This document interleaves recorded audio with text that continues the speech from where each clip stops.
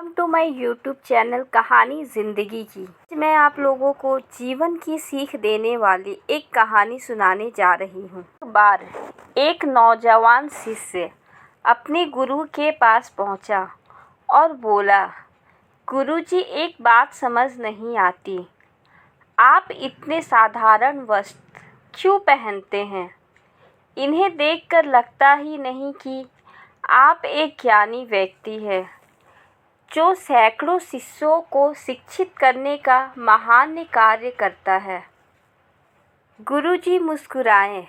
फिर उन्होंने अपनी उंगली से एक अंगूठी निकाली और शिष्य को देते हुए बोले, मैं तुम्हारी जिज्ञासा अवश्य शांत करूँगा, लेकिन पहले तुम मेरा एक छोटा सा काम कर दो। इस अंगूठी को लेकर बाजार जाओ और किसी सब्जी वाले या ऐसे ही किसी दुकानदार को इसे बेच दो। बस इतना ध्यान रहे कि इसके बदले कम से कम की एक असरफी ज़रूर लाना। फौरन उस अंगूठी को लेकर बाजार गया, पर थोड़ी देर में अंगूठी वापस लेकर लौट आया। गुरुजी ने पूछा, क्या हुआ, तुम इसे लेकर क्यों लौट आए?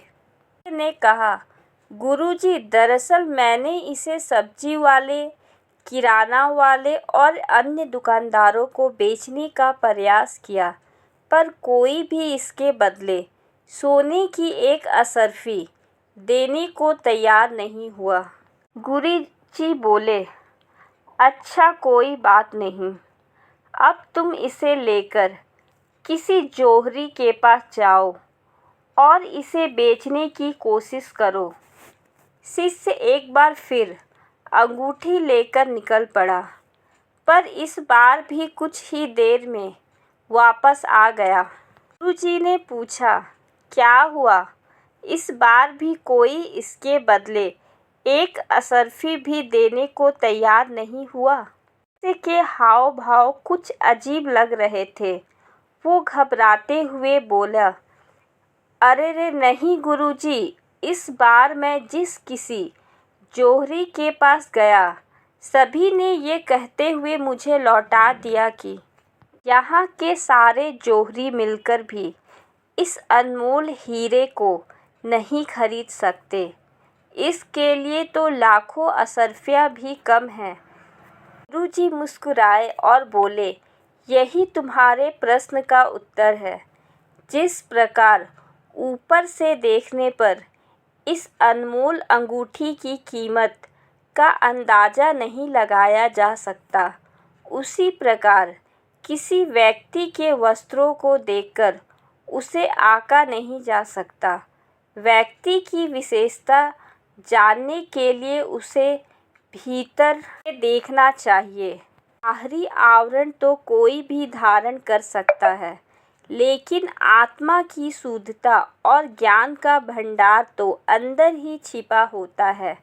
शिष्य की जिज्ञासा शांत हो चुकी थी।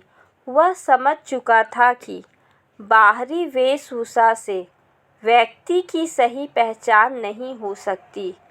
जो बात मायने रखती है वो ये कि व्यक्ति भीतर से कैसा है। फ्रेंड्स, आज के युग में आप क्या पहनते हैं, कैसे दिखते हैं, इसकी अपनी इम्पोर्टेंस है।